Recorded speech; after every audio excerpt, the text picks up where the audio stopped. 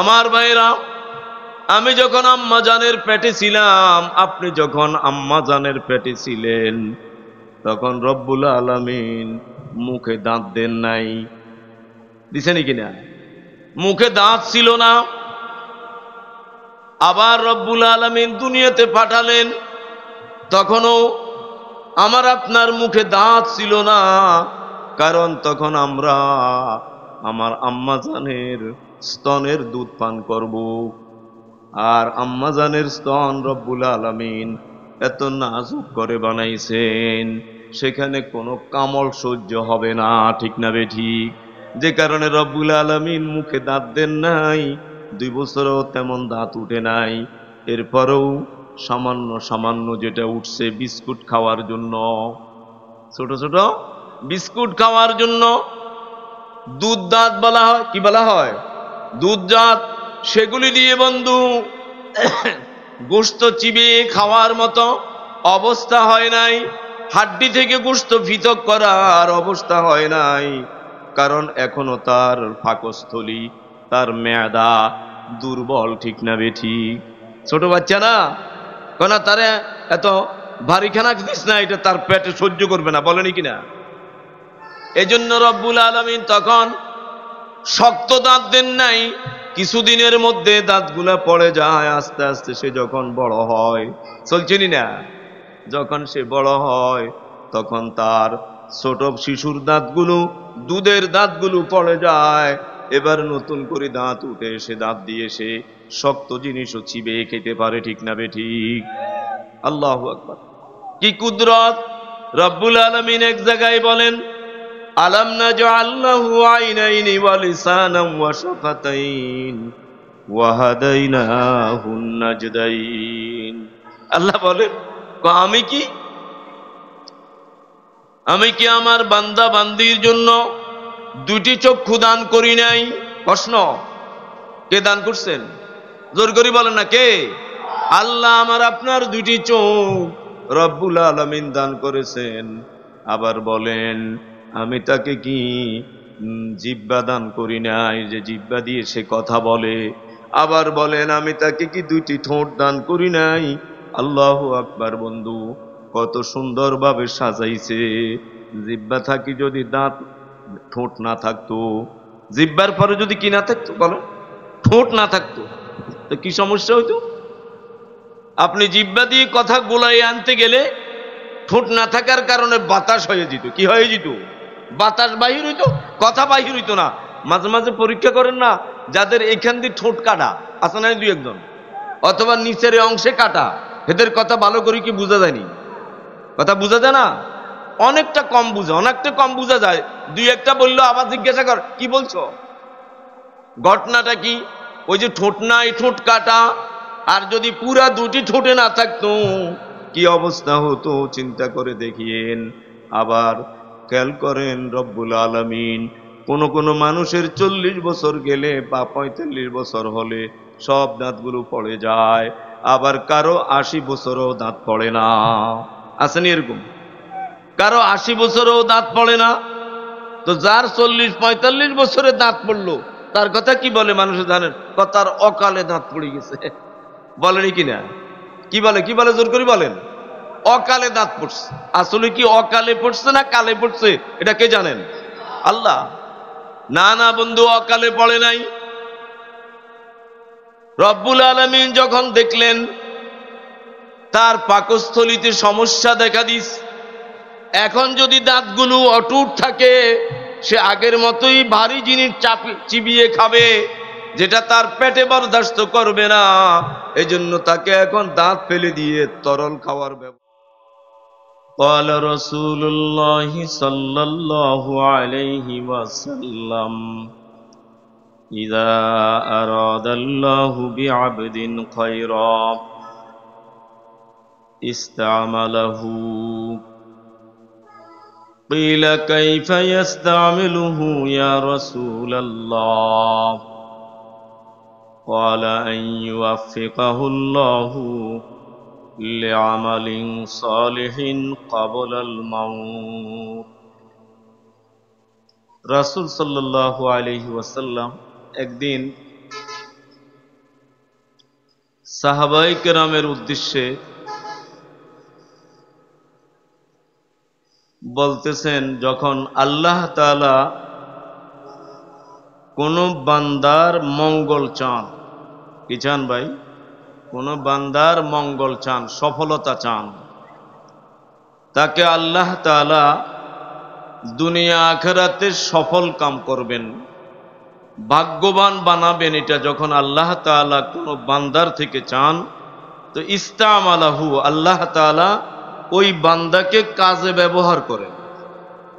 বলেন না সুবহানাল্লাহ। কি অর্থ বলেন?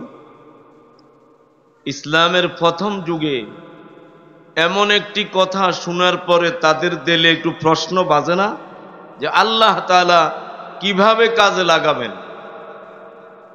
জনৈক সাহাবা বললেন, কিলা ইয়া রাসূলুল্লাহ কাইফা ইস্তামিলুহু, হে আল্লাহর রাসূল, আল্লাহ তাআলা কিভাবে কাজে লাগাবেন?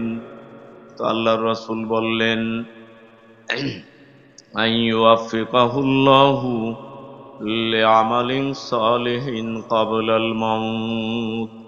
আল্লাহ রব্বুল আলামিন কাজে লাগানোর অর্থ, রব্বুল আলামিন এ বান্দাকে তার মৃত্যুর আগে আগে নেক কাজ করার সুযোগ করে দিবেন। বলেন সুবহানাল্লাহ।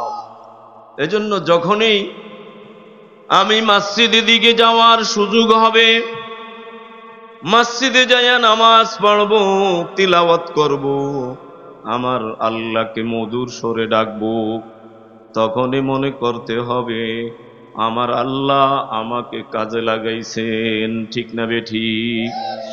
আমি যখন দ্বীনের কাজ করতে পারবো, আল্লাহর রাস্তায় সময় লাগাতে পারবো, আমি যখন কোনো হক্কানি আলেমের দরবারে বসার সুযোগ পাবো,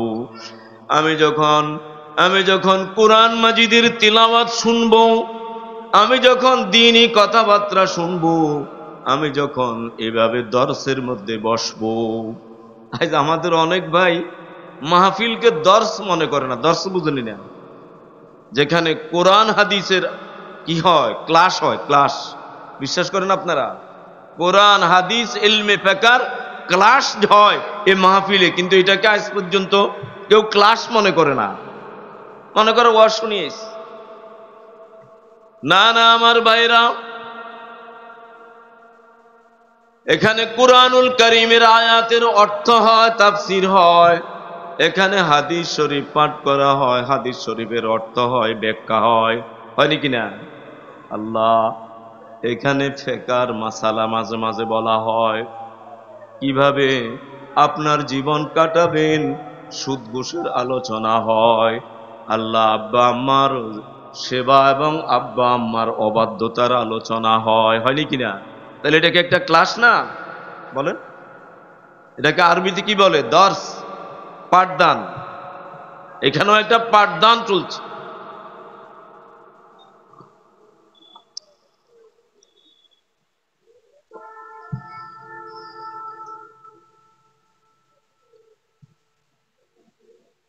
এই পাঠদানকে যদি গুরুত্ব সহকারে কিছু সময় শুনি, উঠলাম বসলাম, কেবল বসা আবার উঠা না, এমন তো হইতে পারে না। আমরা ছাত্রদেরকে নিয়ে ক্লাসে বসি না, কোথায় যে সকাল থেকে জোহর পর্যন্ত, জোহরের পর থেকে আসর পর্যন্ত তালেবে ইলমরা তো ক্লাসে বসে আছে। এক উস্তাদ চলে যেতেছেন, আবার আরেক উস্তাদ আসতেছেন, এক বিষয়ের আলোচনা শেষ হয়ে গেছে, আরেক বিষয়ের আলোচনা শুরু হবে।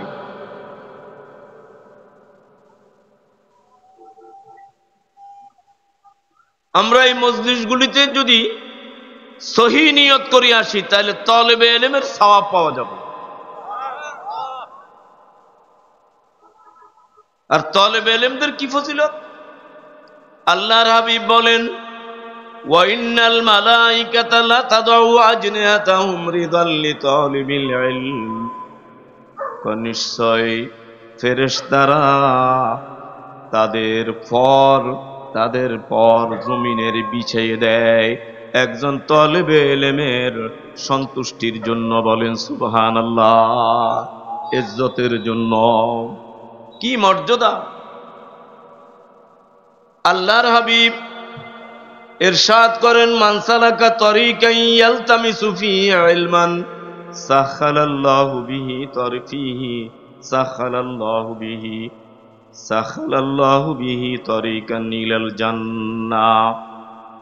আল্লাহর হাবিব ঘোষণা করেন যে আল্লাহর রাস্তায় চলে, মান সালাকা তরিকান, যে কোন রাস্তায় চলে, ইয়ালতামিসু ফীহি ইলমান, যে রাস্তায় এলেম অনুসন্ধান করবে। কথাটা বুঝে নেন, যে কোনো ব্যক্তি এরকম একটি রাস্তায় চলে, আরবিতে চলনেওয়ালাকে সালেক বলে। কি বলে বলেন? সালেক। এজন্য বন্ধু, তাসাউফ আত্মশুদ্ধির যে মেহনত হক্কানি পীর মাশায়েখ করে থাকেন, সেখানে যারা আত্মশুদ্ধির রাস্তায় নেমেছে তাদেরকে সালেকিন বলা হয়। বলেন সুবহানাল্লাহ। আল্লাহর হাবিব বলেন, যে ব্যক্তি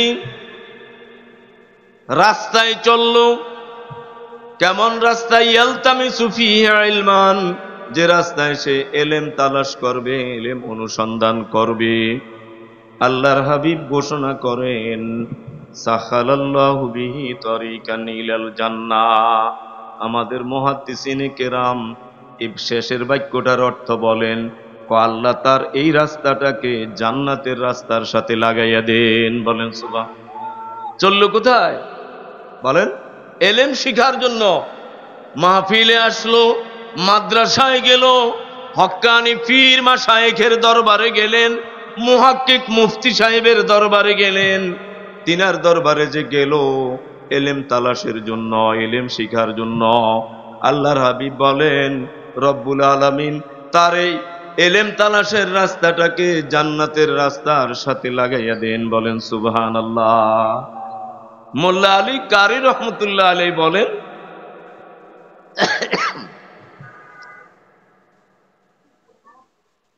যে জান্নাতের যতগুলো রাস্তা আছে প্রত্যেকটি রাস্তা এলেমের সাথে সম্পৃক্ত। বলেন সুবহানাল্লাহ। কি বলছি এবং বুঝেন নাই? জান্নাতে যাওয়ার যতগুলো রাস্তা আছে প্রত্যেকটি রাস্তা এলেমের সাথে সম্পৃক্ত। এলেম ব্যতীত জান্নাতে যাওয়া যাবে না। ঠিক না বেঠিক? আমাকে কিছু জানতে হবে, নামাজ পড়তে হইলেও জানতে হবে। এজন্য বন্ধু, বসে থাকার সময় কম, সময় কোথায়? খোঁজ খবর নিয়ে দেখেন, যারা আল্লাহর পথের পথিক সালেক, সালেক বেরকা বুঝছেন তো? যারা আল্লাহর পথের পথিক তাদেরকে কি বলে? সালেক বলে আরবিতে। ওই মান সালাকা তরিকান, যে ব্যক্তি আল্লাহর রাস্তায় চলে এলেম শিখার উদ্দেশ্যে, তার এই রাস্তা কিসের সাথে লাগবে? জান্নাতের রাস্তার সাথে লাগবে।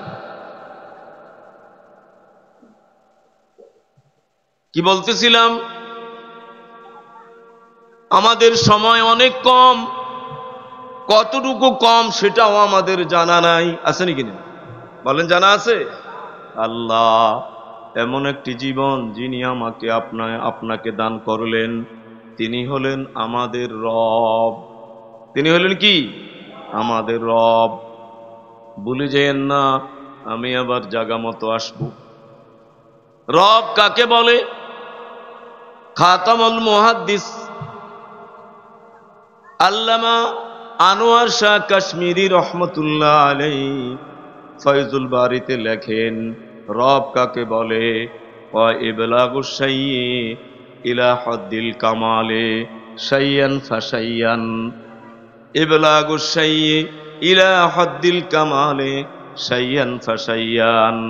কোন বস্তুকে আল্লাহু আকবার পরিপূর্ণতায় পৌঁছায় দেওয়া, কোন বস্তুকে পরিপূর্ণতা পৌঁছায় দেওয়া, ধীরে ধীরে আল্লাহু আকবার তিনাকেই রব বলে। বলেন সুবহানাল্লাহ।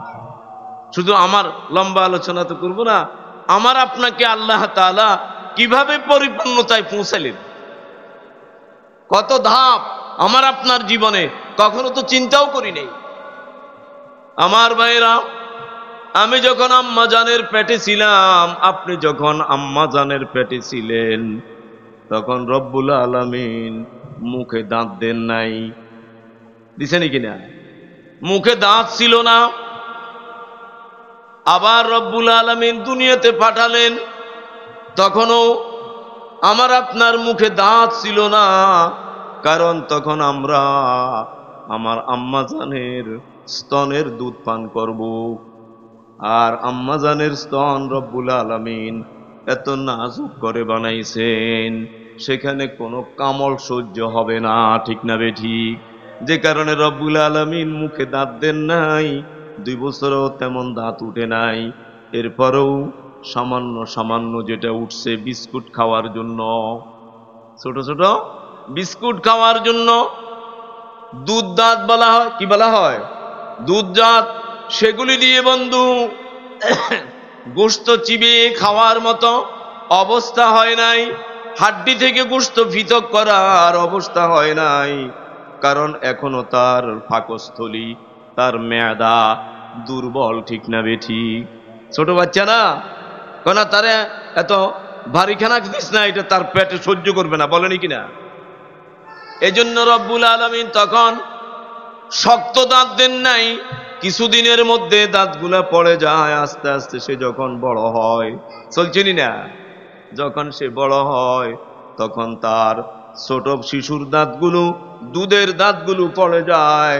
এবার নতুন করে দাঁত উঠে, সে দাঁত দিয়ে সে শক্ত জিনিসও চিবে খেতে পারে, ঠিক না বেঠিক? আল্লাহু আকবার! কি কুদরত! রব্বুল আলামিন এক জায়গায় বলেন, আলাম নাজআল লাহু আইনাইনি ওয়া লিসানান ওয়া শাফাতাইন ওয়া হাদাইনাহুন নাজদাইন। আল্লাহ বলেন, আমি কি আমার বান্দা বান্দির জন্য 2টি চক্ষু দান করি নাই? প্রশ্ন, কে দান করছেন? জোর করে বলেন না, কে? আল্লাহ আমার আপনার 2টি চোখ রব্বুল আলামিন দান করেছেন। আবার বলেন, আমি তাকে কি জিহ্বা দান করি নাই, যে জিহ্বা দিয়ে সে কথা বলে? আবার বলেন, আমি তাকে কি 2টি ঠোঁট দান করি নাই? আল্লাহু আকবার! বন্ধু, কত সুন্দরভাবে সাজাইছে। জিহ্বা থাকি যদি দাঁত, ঠোঁট না থাকতো, জিহ্বার পরে যদি কি না থাকতো, বলো, ঠোঁট না থাকতো, তো কি সমস্যা হইতো? আপনি জিহ্বা দিয়ে কথা গোলাই আনতে গেলে ঠোঁট না থাকার কারণে বাতাস হয়ে যেত। কি হয়ে যেত? বাতাস বাহির হইতো, কথা বাহির হইতো না। মাঝে মাঝে পরীক্ষা করেন না, যাদের এখান দিয়ে ঠোঁট কাটা আছে না 2-1 অথবা নিচের অংশে কাটা, এদের কথা ভালো করে কি বোঝা যায়নি? কথা বোঝা যায় না? অনেকটা কম বোঝা যায়। 2-1টা বললো, আবার জিজ্ঞাসা কর কি বলছো, ঘটনাটা কি? ওই যে ঠোঁট নাই, ঠোঁট কাটা। আর যদি পুরা 2টি ঠোঁটে না থাকতো, কি অবস্থা হতো চিন্তা করে দেখিয়েন। আবার খেয়াল করেন, রব্বুল আলামিন কোন মানুষের 40 বছর গেলে বা 45 বছর হলে সব দাঁতগুলো পড়ে যায়। আবার কারো 80 বছরও দাঁত পড়ে না। আসেনি এরকম? কারো 80 বছরও দাঁত পড়ে না। তো যার 40-45 বছরে দাঁত পড়লো, তার কথা কি বলে মানুষ জানেন? তার অকালে দাঁত পড়ে গেছে, বলেনি কিনা? কি বলে জোর করে বলেন? অকালে দাঁত পড়ছে। আসলে কি অকালে পড়ছে না কালে পড়ছে, এটা কে জানেন? আল্লাহ। না বন্ধু, অকালে পড়ে নাই। রব্বুল আলামিন যখন দেখলেন তার পাকস্থলীতে সমস্যা দেখা দিস, এখন যদি দাঁতগুলো অটুট থাকে, সে আগের মতোই ভারী জিনিস চিবিয়ে খাবে, যেটা তার পেটে বরদাস্ত করবে না। এজন্য তাকে এখন দাঁত ফেলে দিয়ে তরল খাওয়ার ব্যবস্থা করছে। এটা কি বান্দার জন্য উপকার করছে না ক্ষতি করছে? উপকার না? তার দাঁত চলে যাওয়া তার পাকস্থলীর জন্য বিশাল উপকার। আমাদের দেশে প্রবাদও আছে, কয় দাঁতের সাথে আঁতের সম্পর্ক। বলেন কি বলেন? দাঁতের সাথে কিসের সম্পর্ক? আঁতের সম্পর্ক। তাহলে রব্বুল আলামিন কেমন ভাবে আমাকে আপনাকে সাজালেন! আল্লাহু আকবার! এজন্য বলতেছিলাম বন্ধু, আমার আর আপনার হাতে সময় কম। কম যে কতটুকু কম সেটাও আমি জানি না, আপনিও জানেন না। এই সময়ের ভিতরেই আল্লাহু আকবার, আল্লাহর ইবাদত বন্দিগি করে আল্লাহকে রাজি করে দুনিয়ার থেকে চলে যাওয়ার মতো চিন্তা ফিকির করতে হবে, ঠিক না বে ঠিক? সর্বদাই পরকালের জন্য তৈয়ার থাকবো, কখন আমার মালিক আমাকে ডাক দেন আর আজরাইল আলাইহিস সালাম আইসা সালাম দেন, যদি ভাগ্যবান হই। আর যদি নাকি হতভাগা হয়, তাহলে তাকে কি সালাম দিবে না ভয় দেখাবে? ভয় দেখাবে না? বন্ধু, তখন ক্ষেত্রর ব্যারাম দেখা দেয়, বালিশ থেকে পড়ে যায়, আর খাট থেকে নেমে যায়, কার কুলে ঢুকবে কুল তালাশ করতে থাকে, পাগল হয়ে যায়। আজরাইল আলাইহিস সালামের বিকট চেহারা দেখলে রব্বুল আলামিন এত অল্প সময় আমাদেরকে দিয়েছেন, অথচ আমাদের জন্য এমন এমন নেয়ামত রেখেছেন। এক একটি শবে কদর রাত্রে জাগ্রত থাকা যদি মহান পরওয়ারদিগারের আলমের জন্য, আল্লাহকে রাজি খুশি করার জন্য ইবাদত করা যায়, কারো জীবনে যদি শবে কদর পায়, আল্লাহু আকবার, তোর আল্লাহ তাআলা বলেন খায়রুম মিন আলফি শাহর।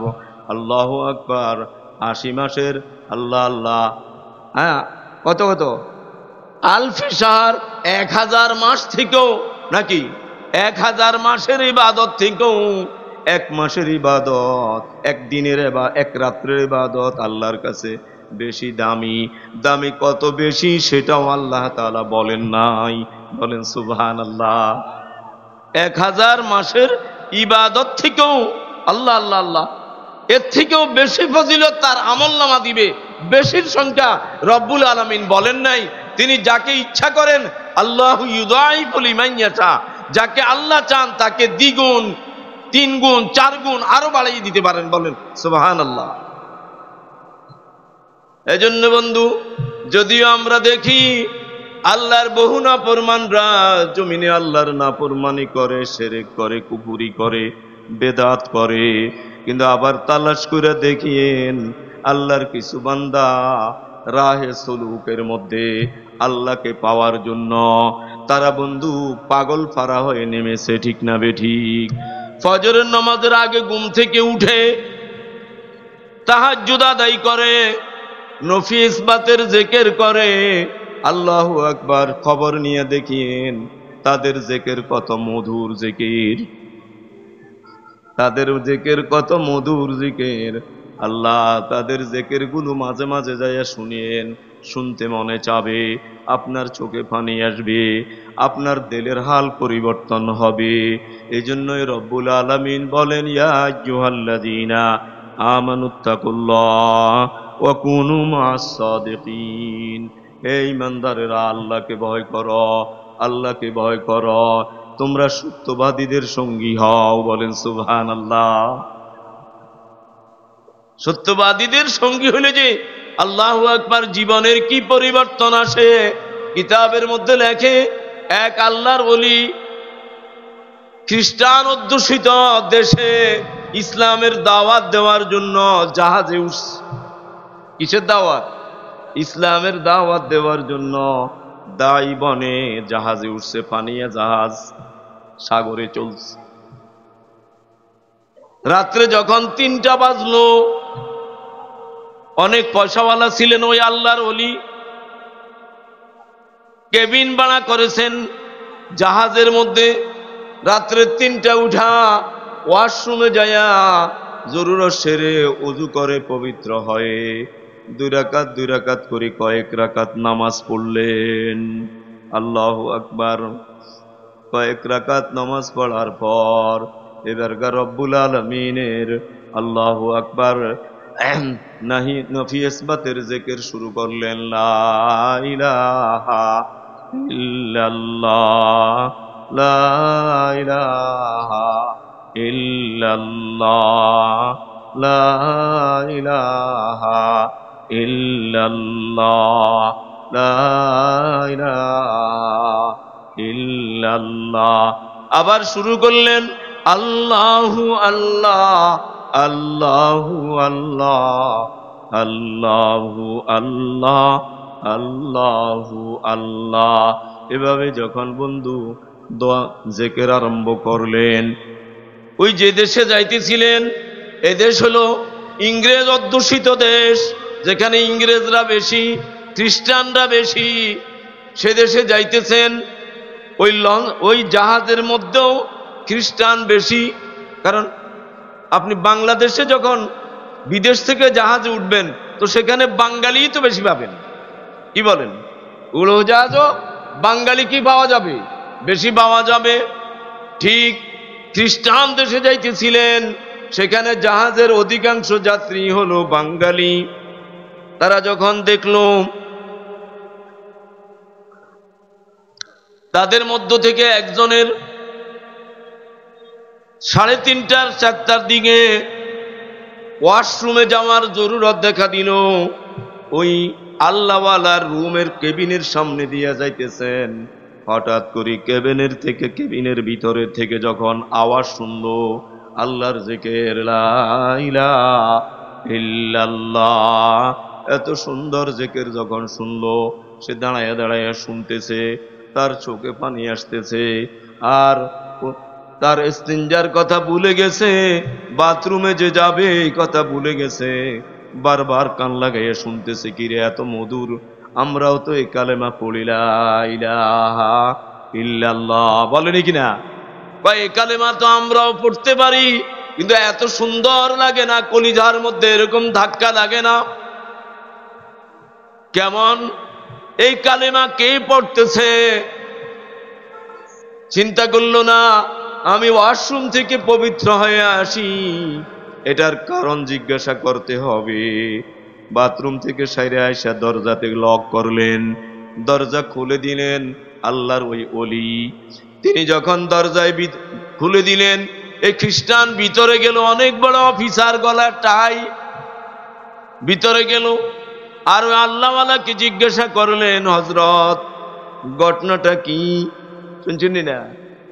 আপনি যে জিকির করতেছিলেন আমি কান লাগাইয়া শুনলাম, জিকিরের মধ্যে এত মজা জিন্দেগিতে আর কখনো দেখি নাই। শুনছেন নি কথাটা? এত মজা আর কখনো দেখি নাই। ঘটনা কি? ওই যে হাদিস পড়ছিলাম, হযরত আব্বাস ইবনে আব্দুল মুত্তালিব রাদিয়াল্লাহু তাআলা আনহু থেকে হাদিস, আল্লাহর রাসূল ইরশাদ করেন, যাকাত আমাল ঈমান মান রাজিয়া বিল্লাহি রাব্বা ওয়া বিল ইসলামি দীনা ওয়া বি মুহাম্মাদিন নাবিয়্যা।